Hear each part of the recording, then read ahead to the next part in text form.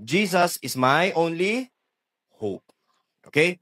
Gusto ko nga sabihin mo sa araw na ito, lahat tayo na nandito, lahat ng mga nasa paligid ng simbahan na ito, lahat ng mga nanonood sa digital platform, sabihin mo nga sa araw na ito, Jesus is my only hope. Sabihin mo nga sa pagkatao mo, sa sarili mo naman. Deklara natin to. 1, 2, 3, go. Jesus is the only hope. Ulitin natin. Jesus is the only hope. 1, 2, 3, go. Jesus is the only hope. Sabihin mo naman sa katabi mo. Tignan mo yung katabi mo. With declaration. Nose to nose, ears to ears. Sabihin mo sa kanya, Jesus is your only hope. Amen? Si Jesus po ang tunay at nag-iisang pag-asa lamang talaga ng buhay ng tao. Naniniwala ba tayo doon? Okay? Tulad ng senior ni Ate Jaja noong nakaraan, kung atin pong pinakinggan, talagang naiintindihan natin unti-unti, umpisa pa lang, na talagang ang pag-asa na hinahanap ng puso ng isang tao ay wala sa mga bagay-bagay. Kaya hindi totoo yung salitang hanap buhay na magkakabuhay ka. Tignan mo yung katabi mo, grabe na yung hanap buhay. Ayun, ang bilis tumanda. Yung iba na over, umuwi na. Di ba? Sa kabilang buhay.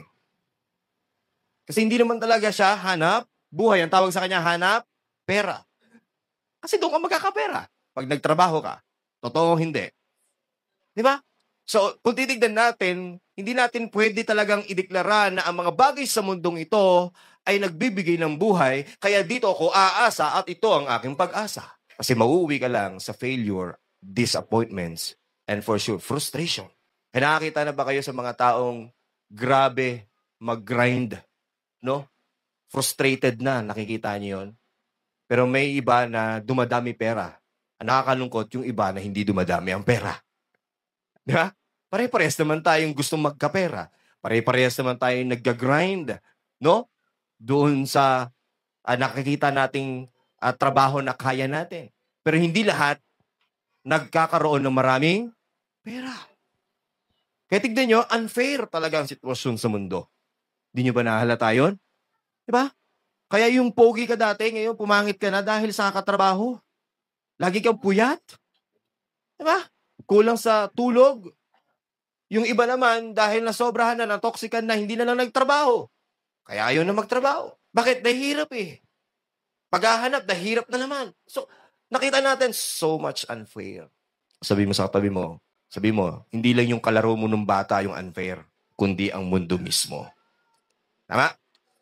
Kaya bakit nga ba ang daming mga tao ang hilig pa rin gawing yung mga bagay sa paligid? Bakit pa rin ang mga tao ang hilig nilang, alam mo yon, yung profession ang kanilang tinitingnang pag-asa para sila ay magkaroon ng magandang kinabukasan at buhay? No? Bakit ang posisyon? Bakit ang posesyon? Yun nga yung kalimitan na siyang akala mo okay pero hindi pala magsusustain talaga para gumandang yung kinabukasan. Hindi ko sinasabing hindi makakatulong pero hindi niya kayang isustain kung ano talagang hinahanap ng puso mo para sa kagandahan ng iyong kinabukasan at future. Amen? Kundi ang tanging Diyos lamang. At mababasa po natin ito sa Bible. Bibigyan ko kayo ng isang kwento tulad ng isinare ni Ate Jaja noong nakaraan linggo. Na meron sa Bible, ganun din. Sila ay isang maayos at kilalang pamilya sa lugar nila at hindi lang sa lugar nila kundi maging sa Biblia. Alam mo kung sino at anong pamilya? Ito po ay pamilya ni Jacob. Na kung saan si Jacob ay naging Israel ang pangalan. 12 anak lang na merong pamilyang ito. Noong panahon na yon, kilala sila.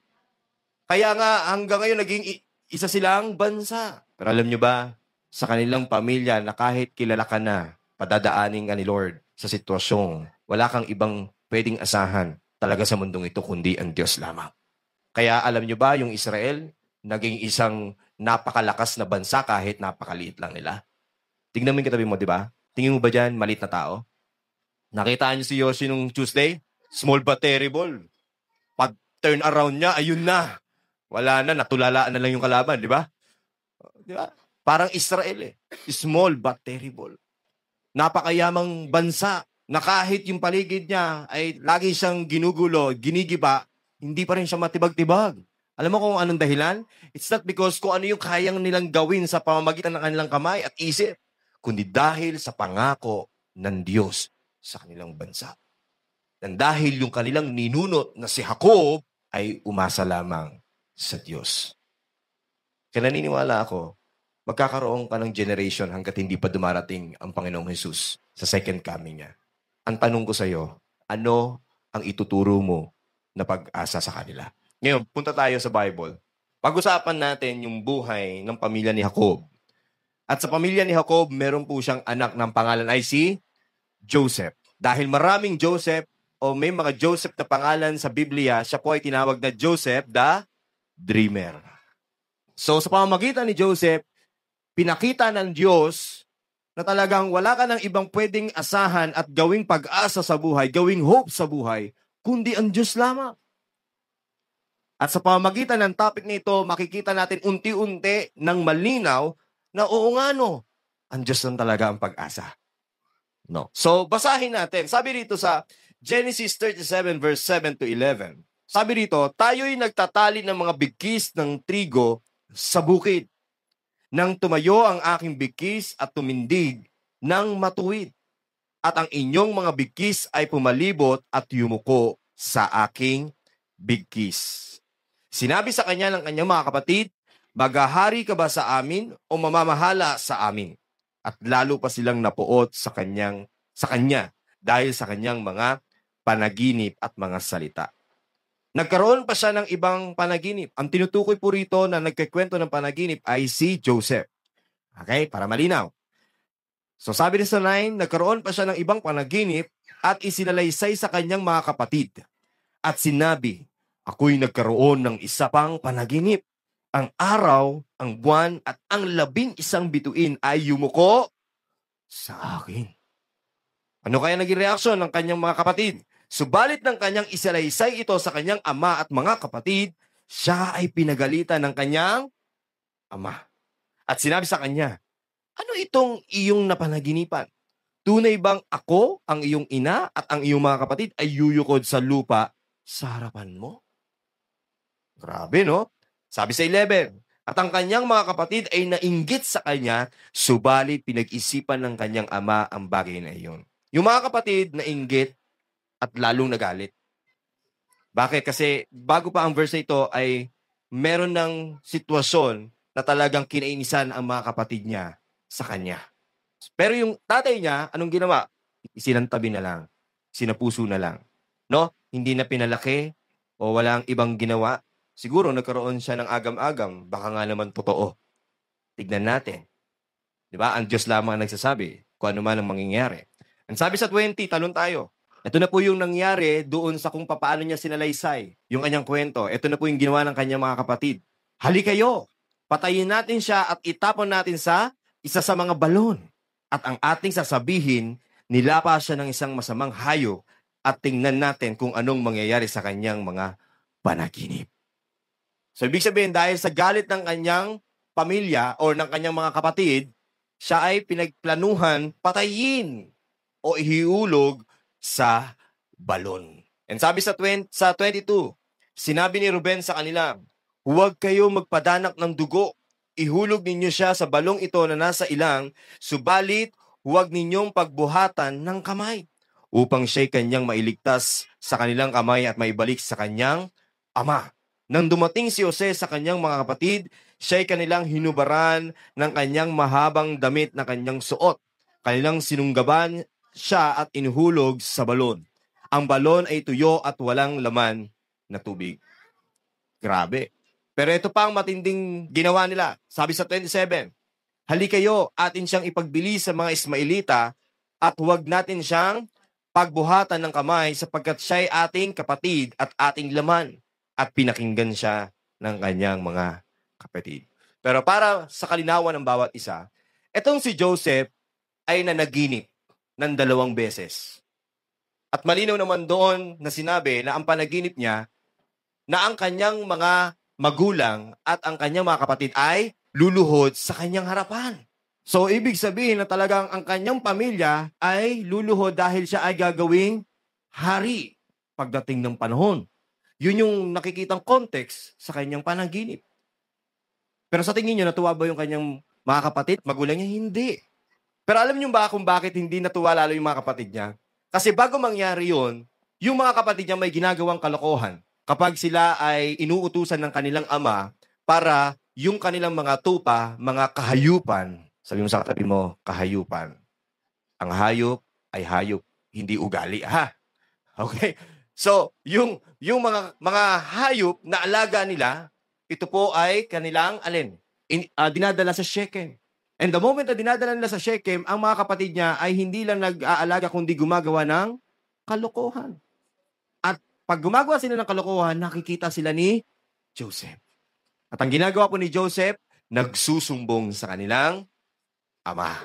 At hindi lang yon, kundi etong si Joseph ay paborito pa ng kanyang ama, ngunit hindi siya ang bunso. Pangalawa po siya sa kanyang sa bunso na magkakapatid.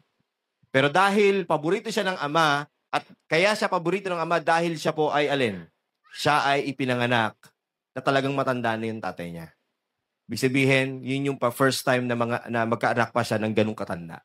Bagamat, meron second time, pero doon niya binuhos yung kanyang pagmamahal. Kasi hindi niya inakala siguro na wala na siyang magiging anak na susunod. Kaya minahal niya matindi si Joseph. Paborito niya. Ngayon, syempre, dahil sa ganun, bad trip din yung kanyang mga kapatid. Di ba naman ito? Di ba? Sumbungero. Sino ganon? Tingin ka sa tabi mo, sumbungero ba yung kapatid mo? O sumbungero ka ba? Kaso nga lang, biglang sinabihan pa sila ng napanaginipan ni Joseph. At kaya't lalo silang nainis. Sino rito yung maiinis kapag sinabihan ng ganun ng kapatid niya? O, kuya, luluhod ka sa akin pagdating ng panahon. O, Ate Isa, sabi ng anak mo, luluhod ka sa akin, luluhod ka. Sinong ganon? Tanong, ito matindi. Tanong, Ate Jane, ikaw, sabihan ka ni MJ, luluhod ka sa akin pagdating ng panahon. Anong mararamdaman mo? Diba? Tapos wala pang revelation sa'yo si Lord. Tulad ni Jacob. Walang revelation sa kanyang Panginoon. Siyempre, maiinis ka. Normal na maranasan na mainis ka. Tama? Pero dito nating malalaman na kapag ikaw ay binigyan ng Panginoon ng vision, una sa lahat, hindi yan makikita ng sinuman. Basta-basta. Alam mo kung bakit? Hindi dahil gusto ni Lord isikreto. Kundi unang-una, dahil gusto niyang itest yung puso mo. Lalo na ng attitude mo. Ako po, meron pong isang dating inalagaan. Hindi ko na po babanggitin ang pangalan. Sabi niya, Pastor, talagang tinatawag po ako ni Lord magpastor. Sabi niya sa akin ng gano'n. Gulat ako sa kanya kasi sabi ko sa kanya, walang revelation ng Panginoon sa akin eh. Sigurado ka ba dyan? Oo, Pastor, sigurado talaga ako. Sige, ganito na lang gawin natin. Habang pinupurify pa ni Lord yung heart mo, at habang inaantay ko pa yung kasagutan mula sa Panginoon na magpapastor ka, mag-alaga ka muna ng tao. Kasi normally, hindi mo pwedeng sabihin na pastor ka tapos wala kang inaalaga ang tupa o tao. Wala kang dinidisciple. Tama? Hindi pa pwedeng masabi mong pastor ka tapos wala kang pinapakain tulad ng sabi ng Panginoon kay Peter. Feed my flock. Feed my sheep. Tama. Sabi ko, ganun ang gawin mo. Sige, pastor. Nobserbahan ko. Ano ba? Ang ginawa niya, pinuntahan niya lang yung isang tao. Nililimliman niya lang hanggang mapisa. Kaso nga lang, hindi napisa nung panahon niya. Alam mo kung kailan napisa? Ngayon. Kaso wala na siya. Hindi na kayo magkasama. Tapos, in-evaluate ko. Talaga bang magpapastor to? At biglang dumating mga sitwasyon, senaryo sa buhay, doon pinakita sa akin din ni Lord na kung totoo ba talaga na tinawag siya ng Panginoon. Alam mo kung bakit? Because of His attitude, lumabas ang lahat.